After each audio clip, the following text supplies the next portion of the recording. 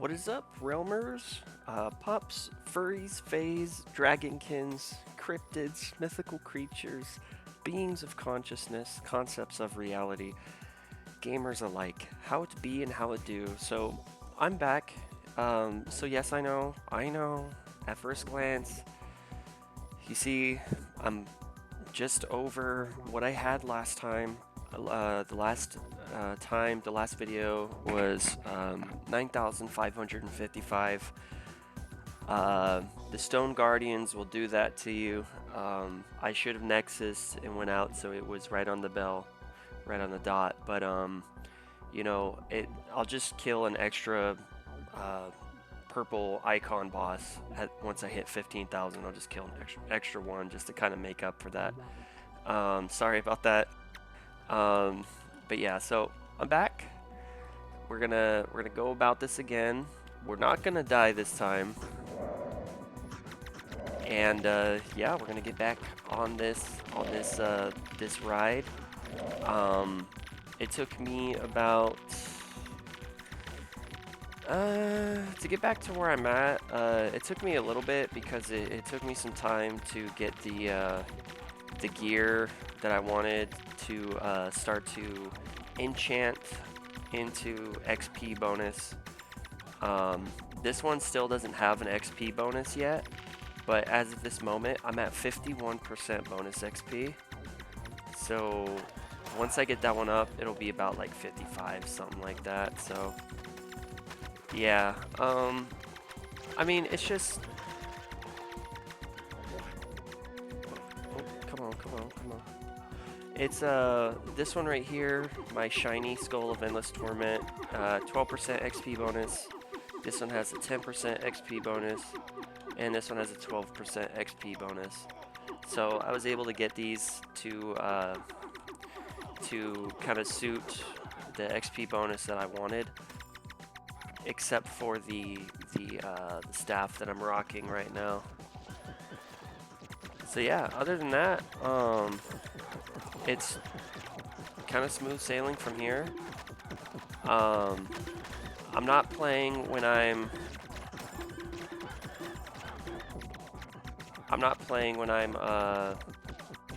sleepy, you know, like sleep deprived, etc., etc. at this point, because I feel like that was a leading issue. But I also feel like another issue that I was coming across was the fact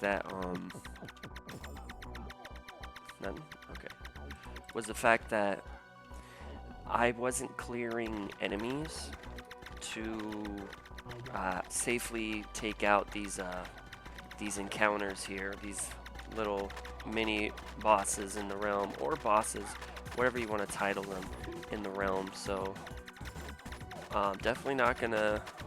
I'm gonna do my best to not make that mistake again. But you know, there's no promises there, but I will do my best. I guess I still have a potential of having an 11 streak, so 11 classes in a row with without dying, I guess, because I mean technically I've got up to this point without dying, so we're just gonna try to keep that going. We're gonna try to keep this ball rolling. And yeah, other than that, you know, mad chillin', mad vibes. Just trying to make sure that I'm paying attention to my character as well as the minimap. Not keeping my eyes glued to the minimap too often, because whenever I lose a character, whenever I lose in a game in general, I like to try to evaluate, okay, where did I go wrong? How can I improve? Because if you lose and you don't try to learn from that loss, as you know, you're not going to get better. Like, as the Jedi Master Yoda says, failure is our greatest teacher. And so I want to try to allow my failures to push me forward, to keep me going, to allow me to grow instead of, you know, break me down. Because you know, when I lost the assassin at 14,000, I think it was 459, I believe. That was huge because I was like right there, and I lost my character because not only was I sleepy and was I just focusing on talking, but that's the thing too, is that I ended up losing a lot of that time that I spent building that character up, and that's all potential time that could have gone towards having this class already at 5 stars, and then moving on to, I believe the Huntress is next. So I could have been on the Huntress at this point, but I had to spend that time getting that assassin back up to where I left off. And you know, that's why I feel bad too in terms of this character, because I you know, pretty much, okay, that's already done. Let's go to the boss. Because you know, it's like, oh god, I just had a brain fart here. No, like I what was I talking about? Dang, see, because I'm so focused.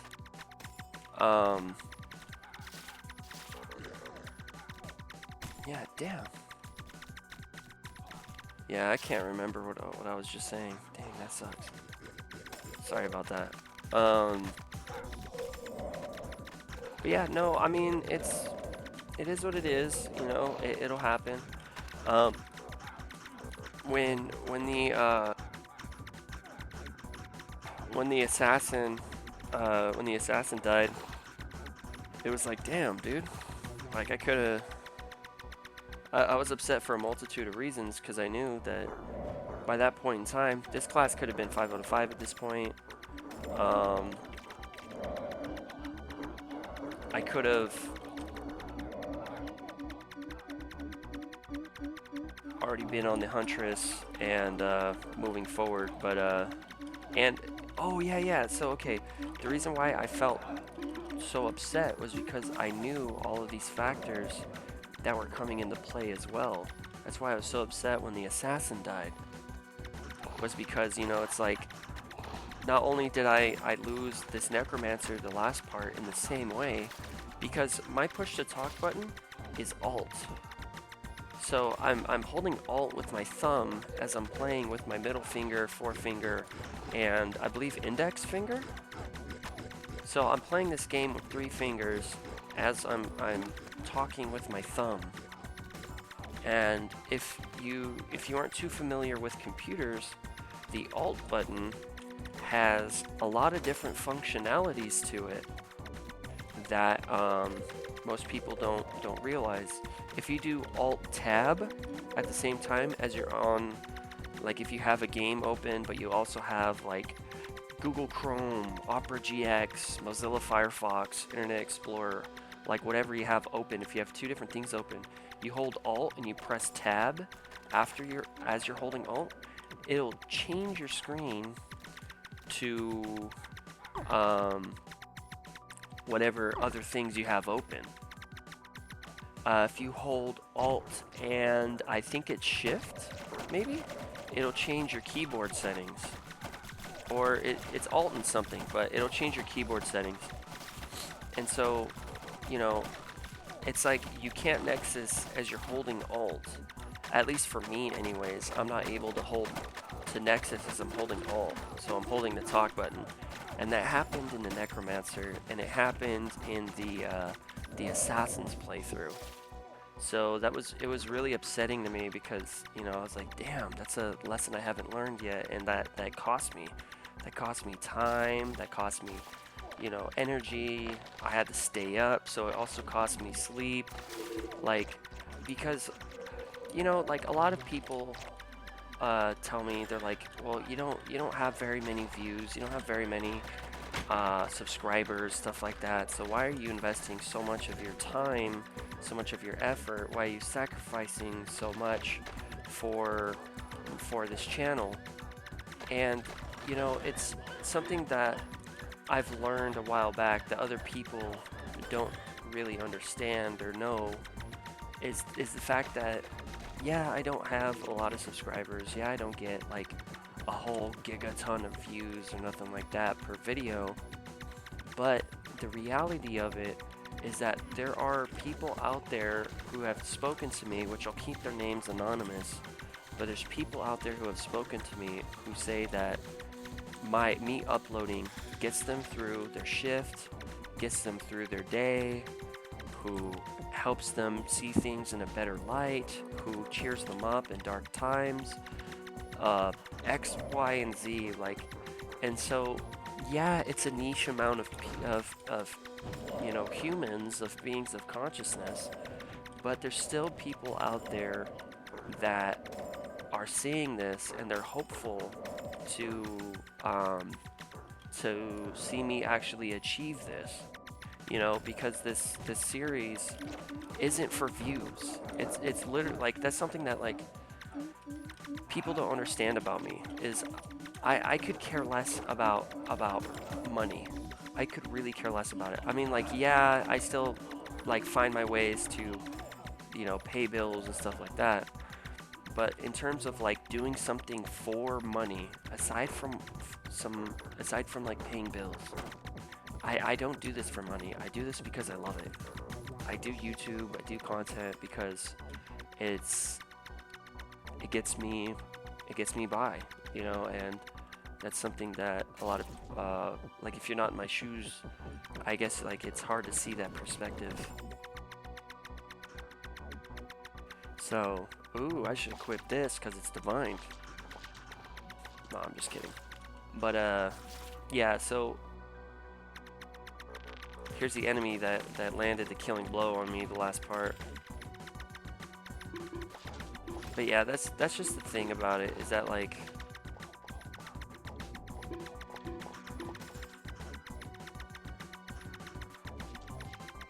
who was it? It's Beer God? Let me see what this is at right now, how much health this has. I'm gonna kind of rush past these enemies, I know. I'm being careful. Okay, well, gotta go to this anyways. Yeah, damn. Okay, I missed out on that. But, yeah, so, I mean, like, life is something that we, as we know of, are very lucky to experience. We're very lucky to have this. Like, and you know, it's like something that Jim Carrey said during his graduation, when he graduated college. I forget which college he graduated from, but when he graduated college, he said something, and I believe it goes, "Life doesn't happen to you, it happens for you, and if you can fail at something that, let me try to remember this properly. If you can fail at something that is you know, presented as guaranteed to you, you might as well take a risk at doing something you love." And you know, that really stuck with me ever since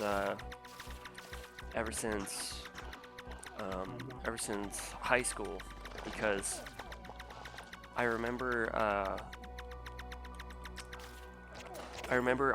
we lived above at this time. The last time I was with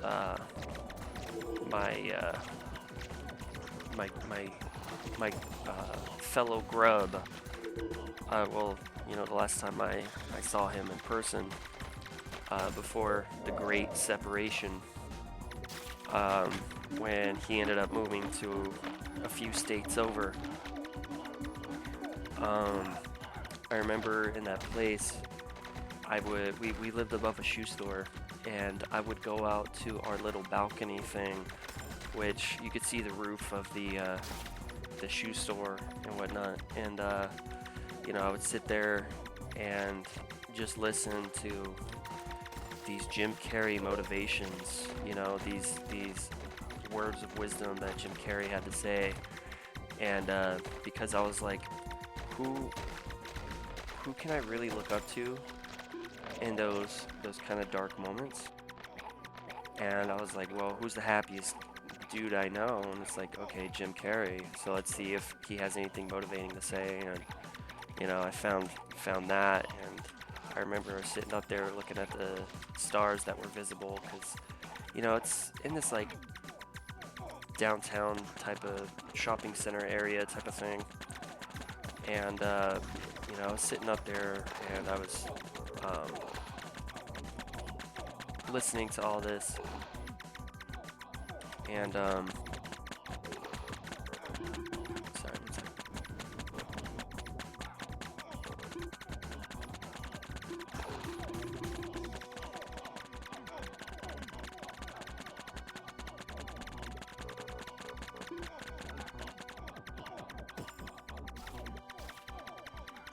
Nice. Okay.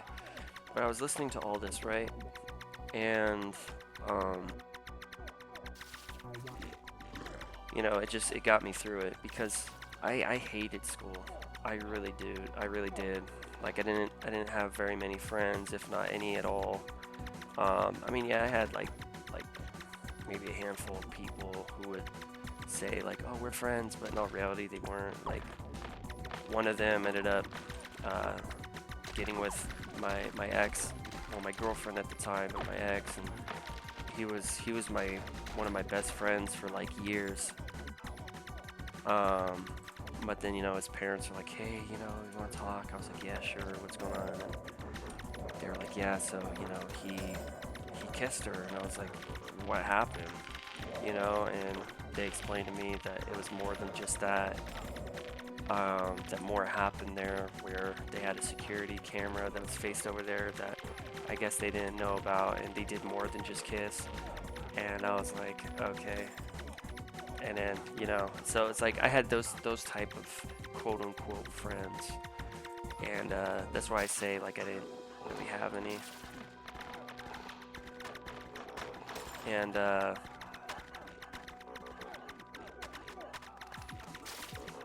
you know, it like I just hated school in general. It just felt like prison. I was learning things that I didn't really care about, that I knew weren't gonna benefit me later on in life. Like, why do I need to know the Pythagorean theorem? Like, I'm not gonna go and be a mathematician. I'm not gonna go and try to be an engineer. You know, like, I didn't want to do that. I wanted to do content, which I did back then. And you know, it was like, it was hell. And I'll go there, and you know, I was just like the kid that people were like, oh, we're gonna pick on this guy. And I was in a situation where I couldn't get in trouble or attention on me, because you know, I had to make memes in a certain way, and you know, it just sucked. You know, I had to walk like, I think it was like 7 miles, and then to one different high school. Then I transferred high schools for this one girl that I dated like 7 times, and I was like, oh, we're gonna be together forever, and blah blah blah. And you know, it turned into this thing where like I transfer over, and it was turned into this like, oh, you're crazy. And I was like,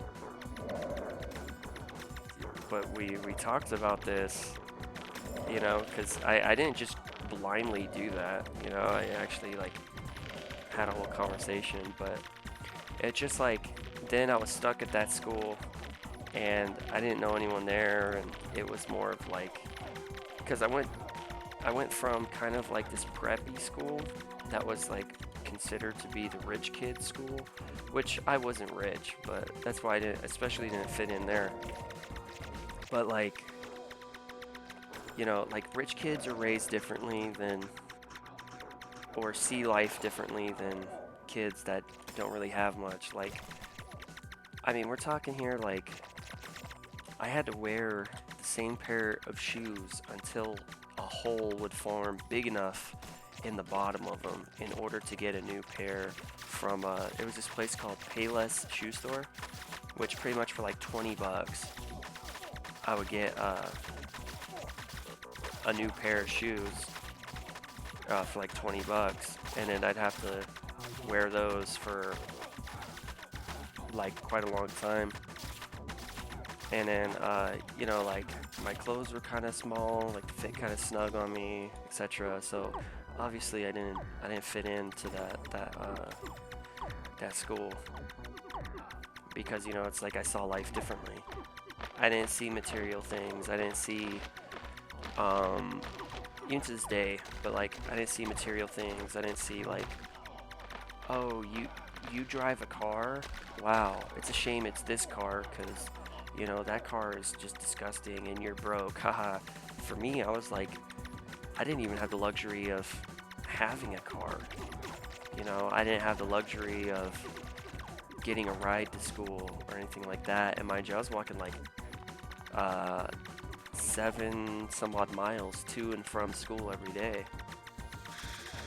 And then that's when I transferred over to the other one, which was about 9 miles, which was a bit further away.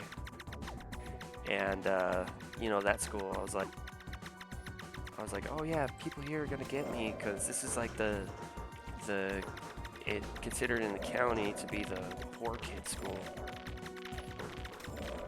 But yeah, no, it just, even there, it was just filled with gangbangers. And I took this automotives class where they would drive us out to a shop where this mechanic would teach us like about, you know, cars, fixing cars, different tools, what tools do and stuff. But even then, like, a lot of these like gangbangers were in there. And I remember one day, because like I didn't dress like a gangster, none of that. I dressed kind of like white boy hip hop, you know, like I dressed kind of like, you know, I'd have a beanie. I wouldn't really fold the beanie so it fits snug. I would just kind of like, you know, I would wear it to where it kind of hung off a little bit, kind of like a gnome. You know, I just dressed kind of like that, but nothing to indicate I was in a gang or nothing. And I remember I was working on replacing an alternator in this van one day, this little family van, and this gangbanging kid comes up to me and he's like, "Hey, you a buster?"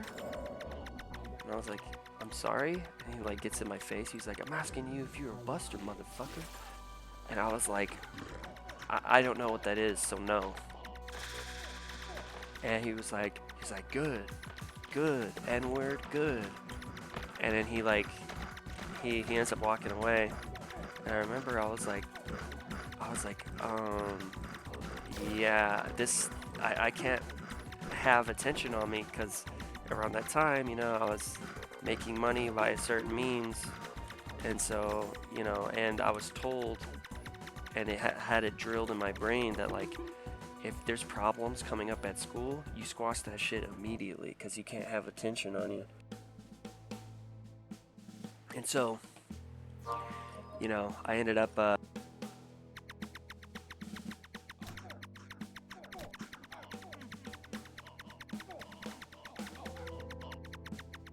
and so, you know, I ended up when we got back to the school, I went straight to the person that's in charge of like all the bad kids, and I was like, "Hey, so look, I just got banged on, you know, by some gangbanger and stuff like that. I need you to let him know, like, I'm off limits. Like, I don't bang. I'm not a gangster. I don't believe in killing other people for a color or because you live in a certain block. Like, and mind you, I'm saying that because, you know, I lived in a few different hoods, and that's the thing, is that, like, the hood is not bougie. It's not bougie. It's ghetto as fuck. And you know, there's like so much stuff you would experience, but like I always found myself being friends with like older people because they were the most friendly to me, and they would give me the chance to like just hear me out and stuff like that. Nothing inappropriate, but you know, it's just like, but like all the time they'd be like, dude, like if we all just work together, this place would not be as crummy as it is. And so I really believe that. But like, you know, I see a huge problem with gangsters. Like, if you're running a business, you know, and you have this whole network going on, I mean, dude, the biggest criminals in the United States are freaking, you know, the people in the freaking, like the World Trade Center and shit like that. You know, the biggest criminals are the ones. Ooh, white bag. Alright, get that dopamine. Okay. You know what I mean? So why not just, if you can't beat them, join them. Like, the biggest criminals are the ones keeping you oppressed. And that's not the white man. It's the men and women who are doing insider trading, who are basically up there in the government taking all these donations to have their views and what they're gonna do be jaded by money, you know? And so it's like, why kill each other when you can literally like form those gangs as like businesses, you know what I mean? Like, you're already like imagine this. There's this one guy who was bragging to me when I was working at Tesla, and he was all like, yeah man, I mean, dude, we hit a fat lick yesterday, bruh. Like, we were gonna sell this guy hella coke, and we told him it was 12 G's, and he brought the 12 G's. It was just him and his homie, and we show up and we hella robbed him, bruh. We got a big huge lick. And I was like, you have $12,000. And he was like, yeah, bro, I got 12K right now, right at home, he was like, under the mattress. And I was like, why don't you use that to start a business? And he was like, nah, that's gay, bro. That's gay. And I'm like, dude, first of all, I've never seen $12,000 in my wallet. I mean, when tax returns were hitting around that time and stuff, I remember I think it was like 7,000 at one point. But like, even then, it was like, all that money went into paying off my car because I didn't want to pay the interest on that, because I was paying it for like a year, and I called to see how much left I owed, and they're like, oh, you still owe this much in interest, which was like a few hundred. And they were like, well, actually, no, a few thousand. And they were like, and you still owe, it was like $7,000 something. And, no, I'm sorry, 6,000. They're like, it's like $6,000. And I was like, wait a minute, so you're telling me that I was paying off the interest this whole time and not the car? And they're like, yeah. And I'm like, no one told me that. And they're like, well, that's how car buying works. You know, when you get it, and you know, you have to pay off the interest first. And I was like, so what if I just pay the car off itself in one payment right now? And they were like, then you won't have to pay any of the interest. And I was like, all right, bet. And so then I get a money order, and then I, you know, send it in, and I paid off my car, so I wouldn't have to pay the few extra $1,000 in interest. And then I, you know, now I own my car. But that's the thing, is that, like, you know, it's like, I've never even seen 12,000 in my life. And I was telling this legit gangster, because they were a gangster, they weren't a gangbanger, they were a gangster. And I was telling them, I'm like, dude, that's $12,000. You could start up a whole company with that and make like 4 times the amount of revenue, 10 times the amount of revenue. Like, you already have knowledge in business sales. Like, you can even invest into someone who's making dab, you know, because I'm like trying to, you know, give him options here that strike his fancy, you know? And I'm like, you know, there's people out there that need dab press machines to make shatter, which is a form of dab. You got applesauce and you got shatter. And he was like, you know what? I'm not even gonna attempt this because I know I'm gonna die. I can do it, but might as well continue on. And so I'm like, you know, you can invest in these people and then, you know, have them pay you for like a year in like 30% of their sales. And you can do this because, and he was like, yeah, but like the bitches though, the drinks though, that Henny though. And it's like, I was like, no, you're right. Because at that point, I'm not going to keep pestering another grown man to make smarter decisions with money that they have. But like, you know, it's like I've been there in terms of I understand why some people do certain things for money, right? Like, and because I was in that position, you know, and I was even going to my freaking school with a backpack full of stuff that had clients there that I had to sell to, and it was like, it was like, how do I put it? Like, I don't know. Like, I just don't agree with gangs and stuff, because it's like, just uplift other people. You don't gotta bring them down. You know, don't go rob the old lady, right? Like, oh, but she's white, so she deserves this. No, no one deserves this. We all bleed the same color. We all bleed the same color. So it's like, how do I put it? Like,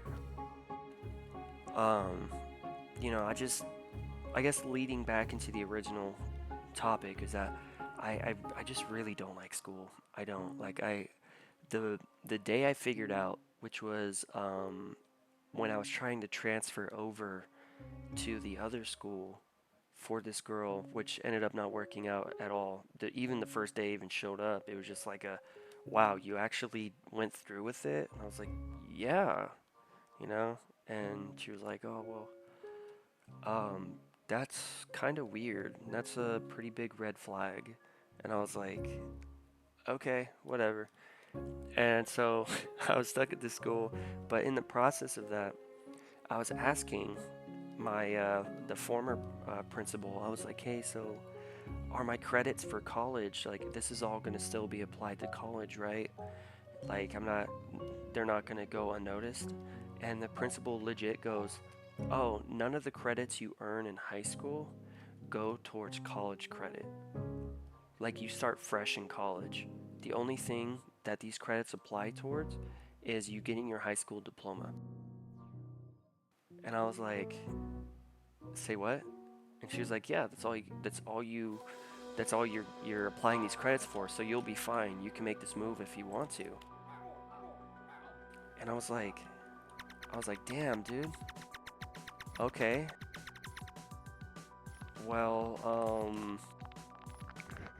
all right. And then at that point, that's kind of when I just started to go through high school in a different way, in my own way, to where I would pass.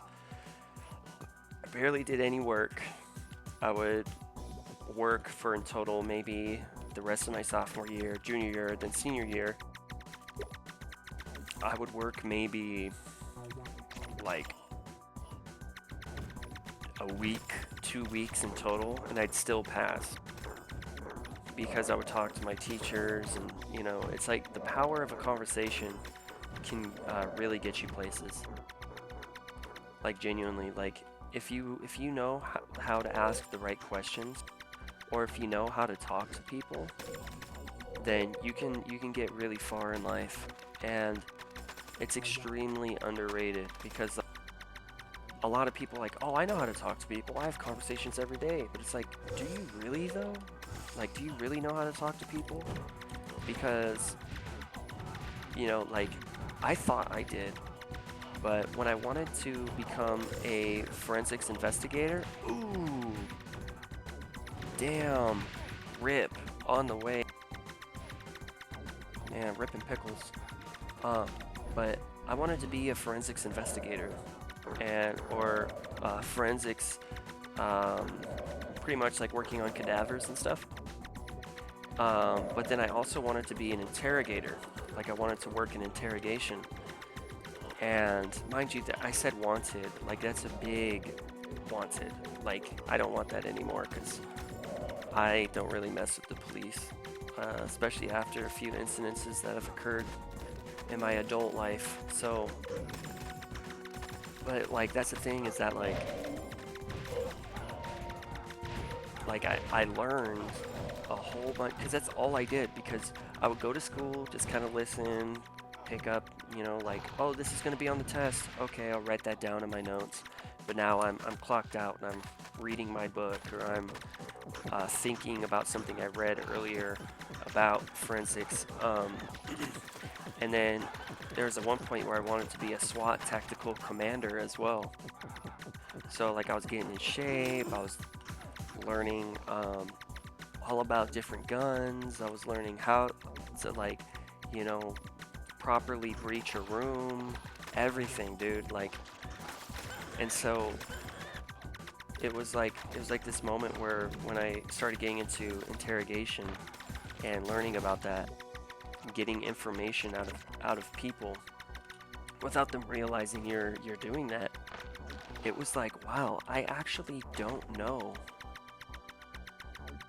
Like, I genuinely don't know how to talk to people.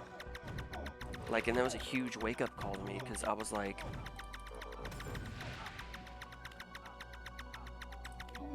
damn, like I really don't know anything about this, which kind of opened up my eyes more, and like the more you know, the less, the more you know, the more you realize how much you don't know. However that phrase goes. And yeah, it just really solidified later on in life. So it's like I had to spend these high school days pretty much just like wasting time that could have been put into me learning something more useful that I wanted to in life. And it's like, but high school has the experiences of prom. You don't want to miss out on that. No, you had a good experience at prom, and you don't want your child to miss out on that because of your experience. And I'm not saying that like my mom did that at all whatsoever, because, you know, she was very like, I'm going to support you in whatever endeavor that you, well, almost any endeavor you pursue, right? Because there's some things that like that shouldn't be supported. But yeah, I mean, it's like such a scam, dude. And then when you learn that like high schools get paid more per like certain amount of students that are enrolled, and then when all that money goes into nothing but the sports team and the stadium that they have, and they're like, we need our football team to have better gear. We need our football team, our baseball team to have nice jerseys and blah blah blah. And it's like, yeah, but what about the other things, right? Like, you have agriculture, you have mechanics that are working there, you have people that want to do art, and then the art teachers are like, yeah, sorry, this is all we got to work with. These are materials that were bought at the 99-cent store or Dollar Tree. It's like, damn, you start to like really question like all that stuff. And then on top of that too, there's this one time where in high school where I remember like around that time, you know, I never did anything with them. Like, the most I did was held hands. But like there was a point in time in high school where I was like kind of trying to like find myself, and I was like, am I gay? Am I bisexual? I don't know, let's see. And so at that time I guess you could say I was interested in dudes, and, well, you could say interested in like a way of like I just wanted to see if I was actually that or not. And the most I ever did was hold hands, but like that's the thing, is that like even then I was just like, this isn't my thing, you know. But anyways, around that time that I was doing that, this rumor started to spread about me, where apparently I was like so crazy over this chick that I've never met in my life. And I was like, who is this person? And I remember a close friend of mine around that time, I won't say his name, but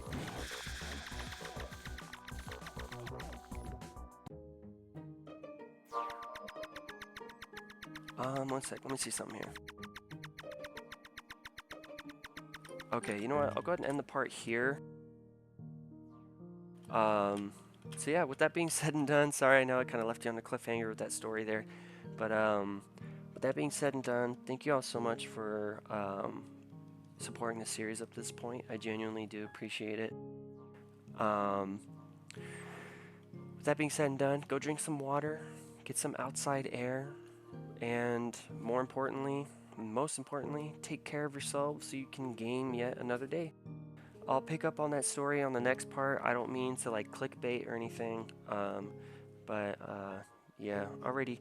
I'll see you in the next part when we get there, at that point in time, once we get there, when I record that part. So until the next part, I'll see you then and there.